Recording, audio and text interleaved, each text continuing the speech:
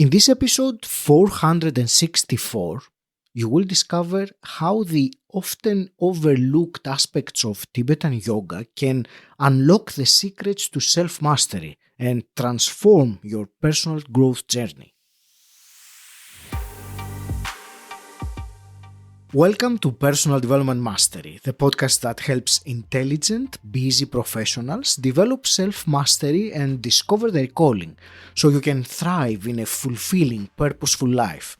I'm your host, Agi Keramidas. By listening to this episode, you are going to discover the connection between physical yoga postures and deeper mental and emotional well-being. You're also going to learn about the often overlooked aspects of yoga that can unlock the secrets to self-mastery. Before we get started, I have a quick favor to ask. If you like this podcast, can you think of someone else you know who might find it useful and share it with them? Not only will this help the podcast grow, but you will be adding value to people you care about. Thank you. Now, let's dive into the conversation.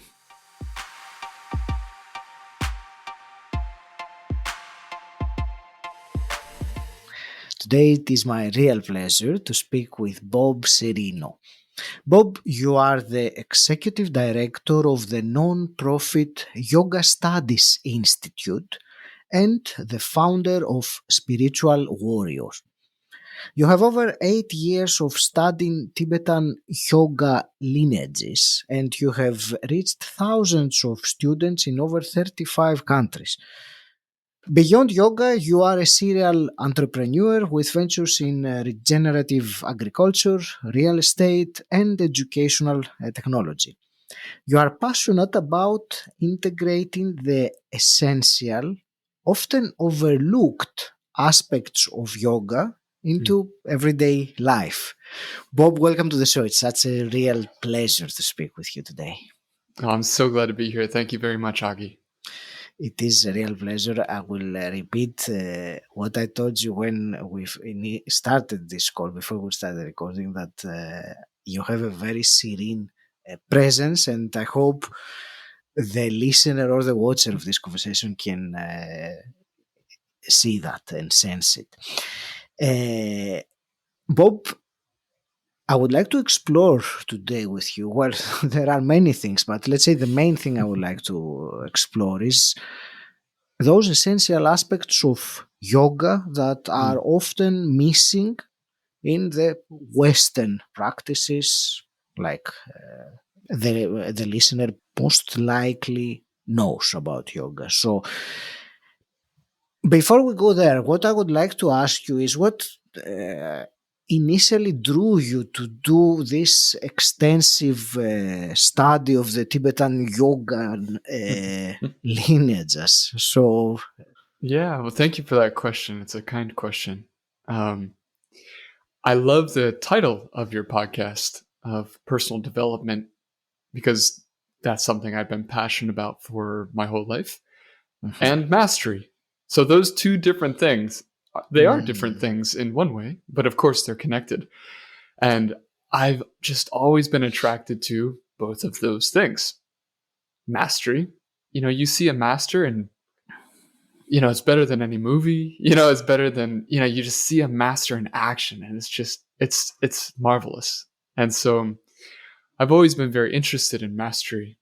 And of all the things to master, the one that I thought was most interesting, because we can master skills, we can master art, we can master technical things, but mastery of the self, I felt was kind of the epitome of this personal development and mastery, because the constant, independent of anything that I experience anywhere, is I'm bringing me there. And so let me bring the best me wherever I go to whatever I'm doing. And also, I find that it's easier in many ways to master an instrument or to master a sport than it is to master the self. And so when I think about the most interesting field upon which, to gain mastery. Mastery of the Mhm. self is infinite in its endeavor. So that's really, not that the others aren't, but there's a certain kind of interesting complexity to mastery of the self. So I started by just journeying into what was really available in Western society, growing up in the Mhm. United States. And so I got into people who were talking about, I grew up very Christian, in a Christian household. And, Yeah. the prayer was just an interesting method of Christianity, um, because it was quieting. It was this kind of communing. And it was a place where you close your eyes and drop away everything. And you're entering into a unique place. And so I really liked that. And that was one of the first times that I really started to engage with the mind very Mhm. directly. Mhm. Um, and then I took a long time alone in the woods once. And what I found was that all of my presumptions about who I am, what I'm doing, what my journey is, it drops away when the social pressures are released. I love this thing of you put your fist out and you have someone put their fist against your fist, and then you press against their fist, and they will naturally, unthinkingly press against you. Mhm. And so often, the way that we engage with the world is a reaction to the social pressures that are pressing against us, but they're not necessarily our intention. And so I said, whoa, who is this guy? Who is this self beneath all of these things? And uh, and so I started learning like Napoleon Hill and Jim Rohn and a lot of these really beautiful people, honestly, and a Mhm. lot of their teachings still live in me. And so I got really into that. And then finally, that led me to living on an organic farm in Costa Rica, where I picked up a book called Introduction to Buddhism. And Mhm. in that, it said, hey, check out meditation. And so I checked out meditation.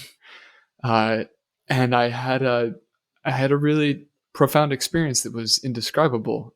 And so then I spent the next 5 years trying to put together science to describe what I was experiencing, which led me to quantum physics.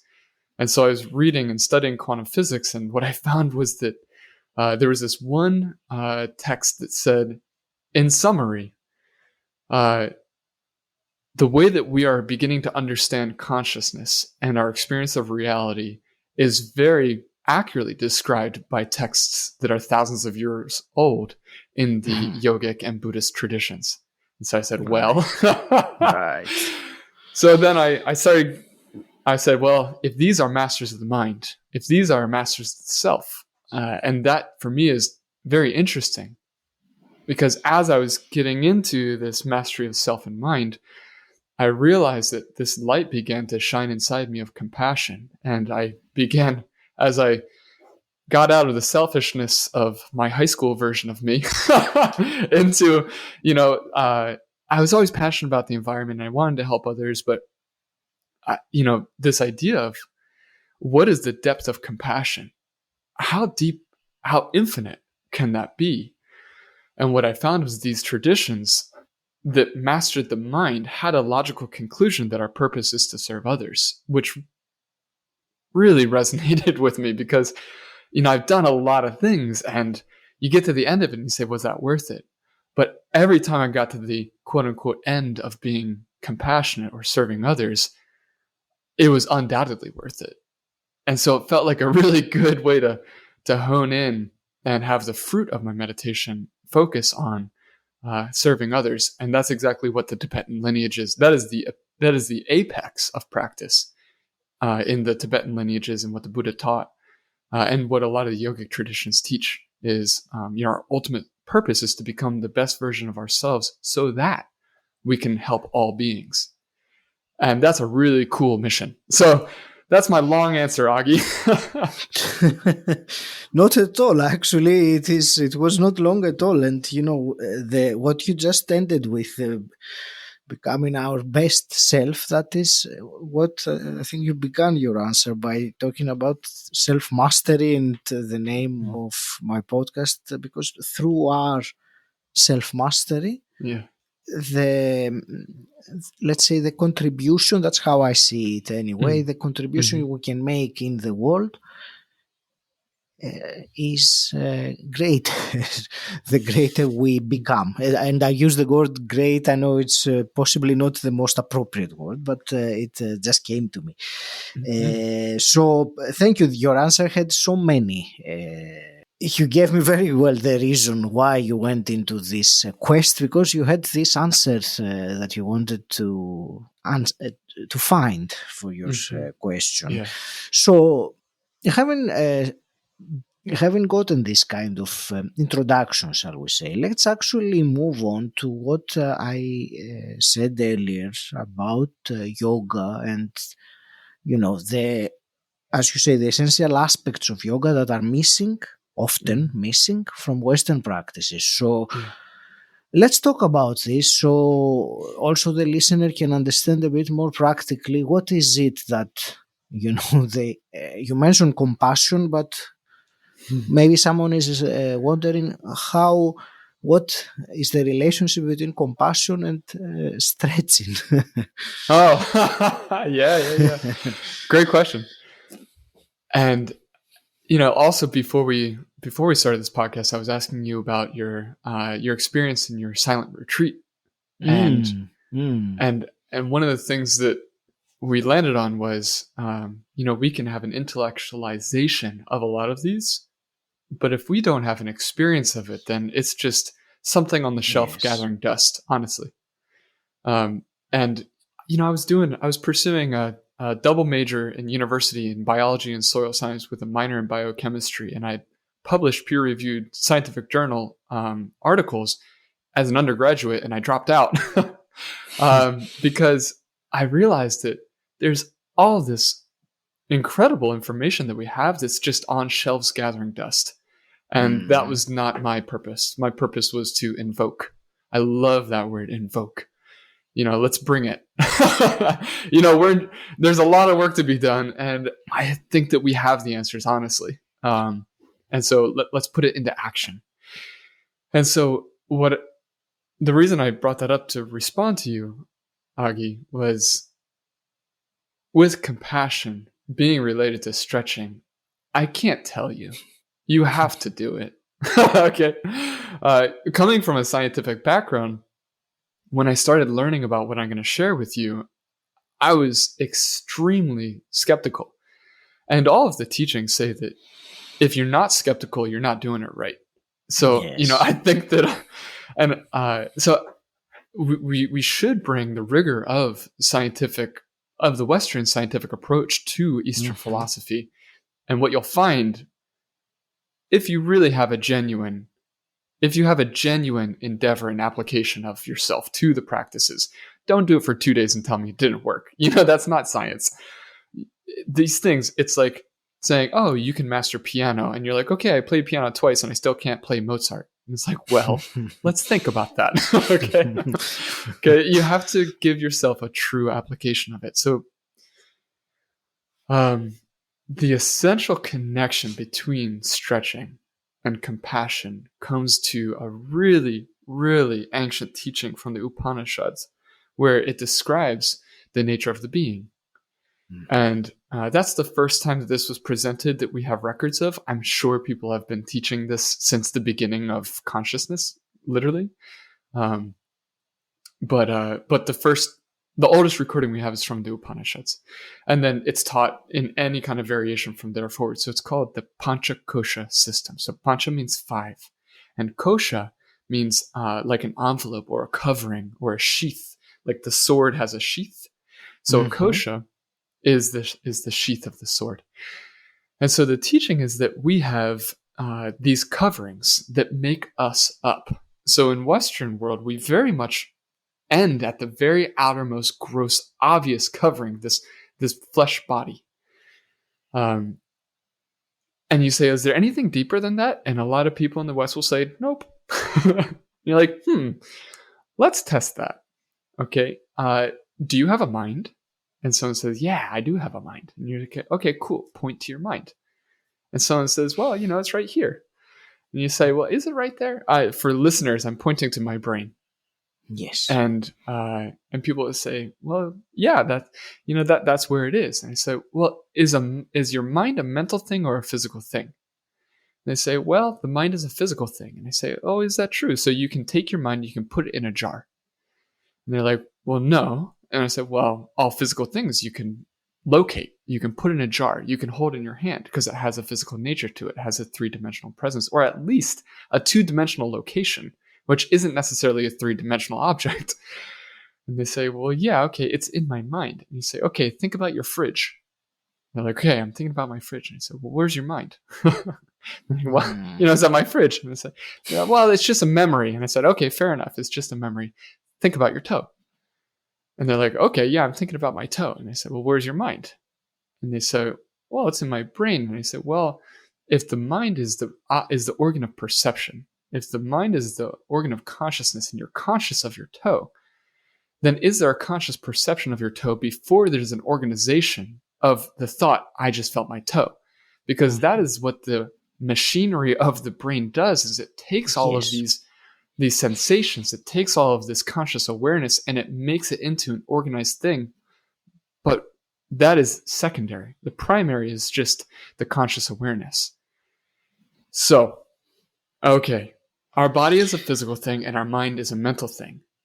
Physical things are not mental and mental things aren't physical. So if you say that our being, Bob or Augie or the listener, is only their physical body, that's the only depth of reality, then you simply can't agree with that if you would agree with the previous conversation. So how does stretching connect us to compassion? On the outside is our physical body, but on our inside is our internal world, is our mind, is our thoughts. And then in Buddhism, Buddha taught that at the core of all of this is our most essential nature. And in the third verse of the Yoga Sutra, which is the defining text of what yoga actually is, which was written sometime between 200 BC and 200 AD, so very old text, it says that the whole goal of yoga is to realize our true self and to see our true self. What is the most essential version of us? Take away our name, take away our body, take away our thoughts, take away our emotions. Is there still someone there? And in your experience and what you wrote in your LinkedIn post is that's the goal of the Vipassana tradition, is to have the direct insight of who is that, or what is that nature before cognition? What is that? We say, I am upset. Okay, are you upset? You would never talk about your car in the way that you would talk about your emotions. You would say, I have a car, or I have a feeling of upset, but are you your car? Are you your upset? You would not say, I am my car. I am car. You would not say, so therefore it'd be erroneous to say, I am upset. So I have upset. Well, who is the one who has upset feelings? Okay, that's an interesting question. So when we stretch our body, what we're doing is we're getting closer to this intersection of mind and body. We have this outer world, physical body, and we have this inner world, emotions and thoughts and feelings. But how do these things, what are impossibly not connected, because mental things are not physical things and physical things are not mental things, where do they connect? And so this physical practice of yoga, the original yoga posture, if you look at what the original first writings of it was meditation posture. That's the first posture. Okay. And so this physical aspect of yoga is just this tiny tip of the iceberg of what the practice of yoga is. Because the practice of yoga is the science of self-mastery. It's the science of self-discovery. It's the science of the self. It's this journey. It's this method. It's this commitment to realizing the true nature of reality so that we can escape from illusion, which is the cause of all suffering. And so once we are able to wake up to illusion, it's like thinking movies are real. Like, you're gonna have a bad time, and then when you go to hit the TV screen because you don't like what you see on the film, then you're a fool, because that could never change what you're experiencing. You have to change the film. You have to change the impressions in order to change what you're seeing as a projection. And so when we do this practice of moving our body, what's happening is we're getting to a more subtle level of our physical being, which is closer to our mind. And a heart of compassion, that is a mental thing. So what we're doing, if we can move our body in a specific way, and again, you just got to try it. Don't knock it till you give it a real effort. And for me, I had the courage to go through the endeavor of investigating the subtle body because I met people who were incredibly compassionate, vastly calm, and incredibly aware. And they said, just try it and give it an honest effort. And so I said, okay, I want to be like these people. So as a scientist, I have to have I need a hypothesis and I need to experiment. And so when we move our physical body, we move our breath. And when we move our breath, we move our subtle energies, which some people call chi or prana or vital energy. There's lots of different words from all over the globe of people who've endeavored to find the depths of their being. You pass through the subtle body to get to the mind. Mm-hmm. You ever feel just jumbled up on the inside, like energetically? It's not necessarily that your body is doing a certain thing, but you have this internal turmoil. Or oppositely, you have this really good, profound, deep feeling. Okay, and then how does that reflect in the quality of your mind? If you pay attention, you will find that it's a one-to-one correlation. So then as we pass through our subtle body, our subtle physical body, we then get to the place where our physical world connects to our mental world. And then what we realize is that we have a mind that has thoughts. And we realize that those thoughts are not causeless. They're not random. They're not for no reason at all. There's no such thing as an effect without a cause. Let's be honest. So then what is the cause? If we have a mental experience, that's a result. So then we have to say, well, if every result has a cause, then what is the cause? And through a still mind, you can see how kindness causes stable mind, how kindness to others, how realizing that hurting others could never make a better world. If you just observe the movement of your mind connected to the movement of your subtle body, which is connected to the movement of your breath, which is connected to the movement of your body of a thumbs up or, some worse sign that you can give with your finger, you'll see that there is a connection. And then finally, you realize that there is a deeper level before even the cause and effect. And the way the Buddha taught that is that is emptiness, which means that things have infinite potential. Things have no qualities of their own. It's our experience of reality. It's the experience of the self before cause and effect. It is that canvas. It's that blank movie screen that makes it possible for something to be perceived at all. And that is the true nature. So we stretch our bodies not to get more flexible, but it's to influence the movement of our breath, to influence the movement of our subtle energy, to influence the movement of our mind so that we can realize without a doubt the true nature of reality. And anybody who's plumbed those depths will tell you that our purpose is to be kind. If you enjoy this episode, can you think of one person that would find it useful and share it with them? I'd really appreciate it, and you will also be adding value to people you care about. Thank you. And now let's get back to the episode.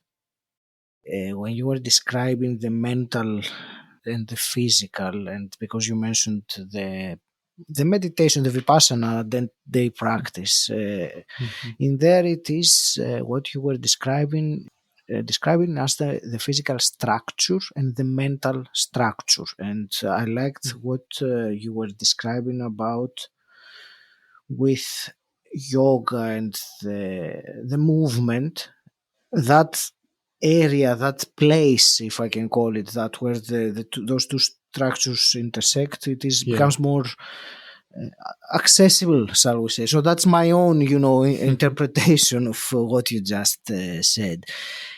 This is wonderful. What I would really like as a continuation of this, so let's say, Bob, someone listening to this right now, they do practice yoga in the Western way, which I will, assume that means for someone that they do a series of postures. Mhm.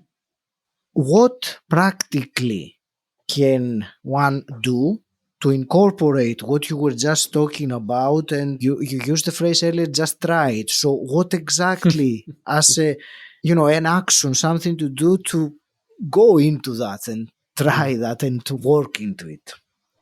Yeah, thanks for asking. What I would say is when we do things for ourselves, that is that's a grasping.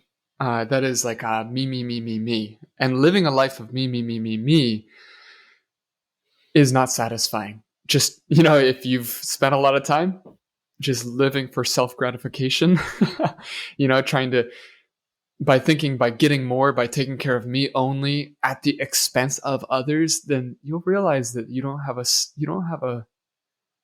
a calm heart. The mind is hard to reel in. Okay. So when we do our yoga for ourselves, that's okay. That's okay. We should love ourselves. But what I would say is do one simple upgrade in your intention. Do your yoga for the sake of all beings and see how that changes your experience, and be present with the intention the entire time. So what do I mean by that? Okay, all beings, that's a lot of beings. Okay. So maybe start with one being. So who do you love? Who do you care about? Which obviously should include you, right? The Buddha said we become enlightened to meet the two needs, and the two needs are my needs and the needs of all other beings. So there's misinterpretation by saying take care of others, but to heck with me. No. All beings includes you. Okay, so, and with equanimity, there's no preference between my happiness and your happiness. I care about your happiness equally as I care about my own happiness.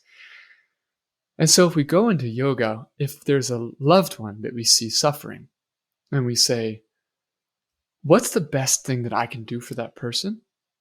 To some extent, give them food if they're hungry. That will help them, for sure. Give them time if they're stressed out. That will help them, for sure. But what if you gave them the best version of you? How much would that help them? Because once you eat the food, you need more food. Once you give them the time, they need more time. But if you are in relationship with somebody, and you give them the best you, then that's something that will continue to be available as long as you are in relationship. So imagine that you are doing your yoga for their sake, okay? And see how that changes the good feelings that you have in your yoga, and see, interestingly so, how that affects the residual heart benefit, and not cardiovascular, but compassion, and the residual mental benefit of your yoga. People come out of yoga and they're like, man, I feel good and I have no idea why. Well, here's why. Your body's connected to your breath. Your breath is connected to your subtle energy. Your subtle energy is connected to your mind. Your mind is connected to the realization of the true nature of things. And when we can abide in that, then the only way we can experience reality is with love and peace. That's why yoga feels good when it does feel good. So bring in the intention of doing your yoga for the sake of others, and you'll see how that changes your life. At the Yoga Studies Institute, we say it's yoga that it doesn't just change your body, it changes your whole world, because that's what yoga is designed to do. You used the phrase upgrade your intention to do yoga for to benefit all beings or for someone else's sake. So my follow-up question with this is that when you say intention, for many, intention is something you set beforehand, and then you might perhaps rethink about it from time to time, but that's about it. Do you does that involve or do we maintain that intention throughout the Oh yeah. practice? Do we focus? I think it is something that, depending on what intention someone would interpret intention as something. Okay, I've set my intention. Let me do it now. That's why I'm asking. Yeah. Yeah. I mean, what is meditation? To answer your question, I have to say, what is meditation? There's many different kinds of meditation, but in essence, meditation is the ability to concentrate. That's it. I will interrupt for a moment because I got the answer very well, because I was asking about yoga. You answered about meditation, and I realized that it is not two different things. We're talking about the same thing. So that is how I got the answer. So if you want to add to that, please do. Sure, because I think I think that there's a lot of misunderstanding of what meditation is. People say, I want to be rich, I want to be rich, I want to be rich, and you're like, okay, yes, you are meditating on that. But so the first thing of meditation is to be able to develop concentration into single point of focus. So what that means is that we call it a meditation object. What is the object of our meditation? Okay, we meditate really well when we smell pizza and we're like, oh, pizza, pizza, pizza, pizza, pizza, pizza, pizza. Okay. What if we upgrade that object? Like, what happens if you spent all day, every single day, thinking about pizza? Your mind would become saturated with desire for pizza. What would happen if you were to dedicate your entire mind's conscious power onto the object of compassion? Or to answer the question, who am I? Or what am I? Or what is it? What is consciousness at all? What is reality at all? What if you spent all day concentrating on that one object? What would be the quality of your mind? What would be the quality of your life if you were to do that? So first is develop concentration on an object. And then the second is, once we have that stable single-pointed concentration, which in Sanskrit is called shamatha, then we have vipassana, which is insight. Because once we drill down with such incredible focus into a single point, like a laser almost, then we're able to break through the illusion and then get behind the membrane that has illusory reality separated from ultimate reality, and we're able to drill through and have a direct perception of the ultimate nature of reality. So what we need to do is we need to meditate without stopping all day long. And so an easy way to do that in your asana, which is the yoga for, that's like the word for physical practice, postures, is when you do your down dog. There's all these times in your practice when you're taking kind of a rest or a transition, whether it's a down dog or a vinyasa or something that's regular. That's a nice way to be like, wait, what am I doing? Why am I doing this? And you come back to your intention. But then what ends up happening is that you ride your breath. Your mind rides your breath. And every single breath that you take is an embodiment of your intention. So you start with the grossest thing you can, get a hook onto, right? The word Buddha, is to wake up, the awakened one. And so we're sleeping. Society gives us a story to live. Marketing gives us stories to live. Our culture tells us who we are, but have we woken up to who we actually are or what we really want to do? We're sold a dream, but is the dream a nightmare? Is the dream a silly stupor from which we need to wake up into vibrant realization, into vibrant intentionality? And so the essence of meditation, or to live meditative, is to embody your intention unceasingly. And we get a lot of practice for that in our yoga, in our asana. And then you ride that throughout the day as best you can. Thank you. The answer is what I was, even more than what I was hoping to get, and it makes it very clear on me regarding my question. So both this is a truly fascinating conversation. Of course, I have to say that I do have a keen interest on let's say, spiritual topics. I will put it very broadly like this. So, listening to what you were saying, I found it very fascinating. I will start wrapping up Mm. this conversation.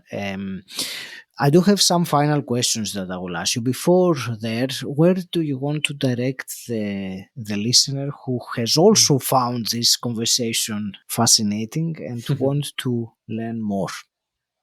So thank you, Agi. The first place I'd like to direct listeners is to their heart. You know, the truth is there. You know, I promise. So go looking. You know, and the truth will set you free. It's true, and the truth is heavy because when you realize truth, then you realize illusion, and then you have a sadness that you've been living in something that was never true, and that's heavy. But then once you can process through that, you know, then it's really this. It's so liberating. Like it feels like floating. You know, it's really sweet. So go looking, and then have the courage and the strength to process. And I know that not everybody necessarily is super into spiritual things, but I encourage you to take a moment to reflect on those who have had worldly success and ask yourself, how fulfilled do they feel? How much do they feel like a source of light? You know, we think about plants as being heliotropic, which means they grow toward light. And I love design. I love real estate because it's this idea of how to create physical patterns in a way that help people to be free. And I read this study that argued that humans are also heliotropic, which means if they're given a window, humans will go to windows. They won't be in the dark. And it's like obvious. And I think that that's a reflection of our heart, of our spirit. And so when you find people who feel like a source of light, you feel yourself growing. You know, you feel vitality, you feel health. And so the spiritual warrior framework, so you can go to spiritualwarrior.life. That's my website. And what we do there is the whole mission is to live fearlessly on purpose. Because first of all, what's a good purpose? That's a great question. Let's endeavor. Let's figure that out for ourselves. Here's some tools. You know, we teach people how to do that because my teachers taught me. I'm just sharing what my teachers taught me. It's their kindness. And so, first of all, you know, what is a worthwhile purpose? You live once, you know, at least in this form. And so how do we use this opportunity while we have it? And then the second is once we realize what it really means to us to live on purpose, those are our core values, then we realize that it's really difficult to live our core values. So we have to be a warrior. We need to be warrior-like in destroying our anger. Because I love Shantideva, great philosopher from 700 AD, said, warriors feel like they've won by killing a human, but the nature of being alive is that we die. And so you're doing something that's inevitable. So it's actually no great thing to kill a living thing, because the moment you're born, you're guaranteed to die. Everything that starts must end. So warriors feel like they've accomplished some great thing by doing something inevitable. But the nature of anger is that anger begets anger. And so it's unending. So what a warrior it would be to end an unending thing. And the way that we end our anger is through compassion and wisdom. So we can go and be a warrior of the worldly things and win. And I would argue that if we don't have a spiritual underlying current or a spiritual purpose that's deeper than a worldly thing, then we'll realize that by winning, we've just lost, but with lipstick. You know, we've lost, but there's frills and shininess around it. Yeah.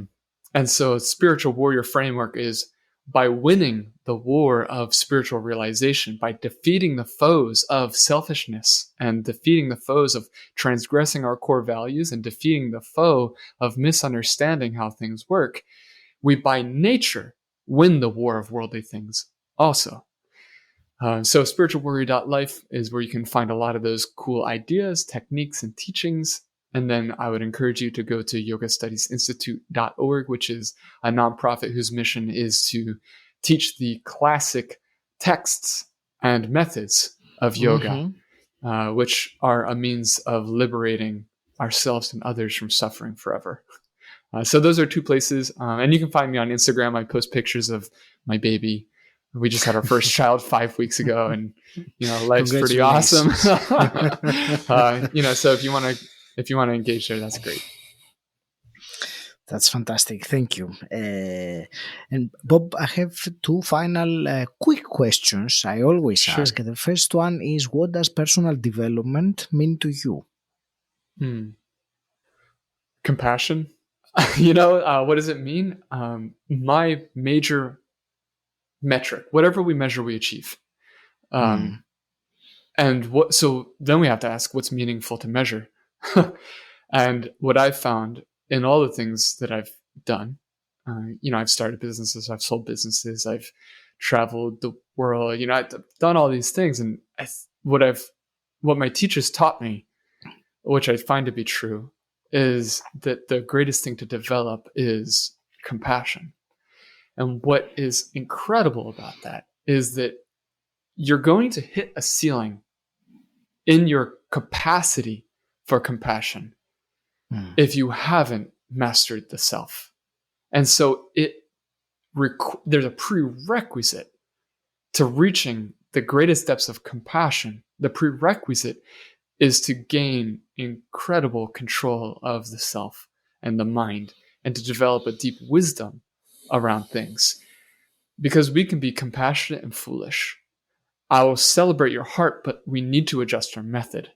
There's times when we wanted to be kind, but we were not skillful because we don't understand how things work necessarily. And so if we measure our capacity for compassion as the most important thing to develop, then it requires that we've developed all the other attractive and desirable traits of ourselves. And one quick hypothetical question. If you could go back in time and meet, say, your 17-year-old self, what's one piece of advice you would give him? Well, 17 is an interesting age because that was when I really started to do all this. And,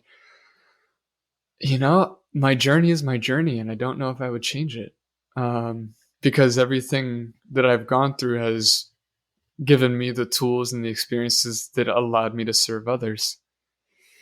I think I would just amplify everything that my 17-year-old self was realizing, which is when I was 17, one phrase that woke me up, Agi, was, "In all things pursue peace." I realized I did a death meditation, and I said, on my deathbed, what is the last emotion that I want to experience? Because I realized when I was 17 that our experience of life is not material. Our experience of life is emotional.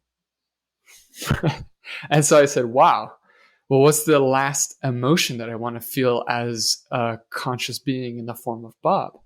And it was peace. And so I said, well, if that's the last thing, start with the end in mind.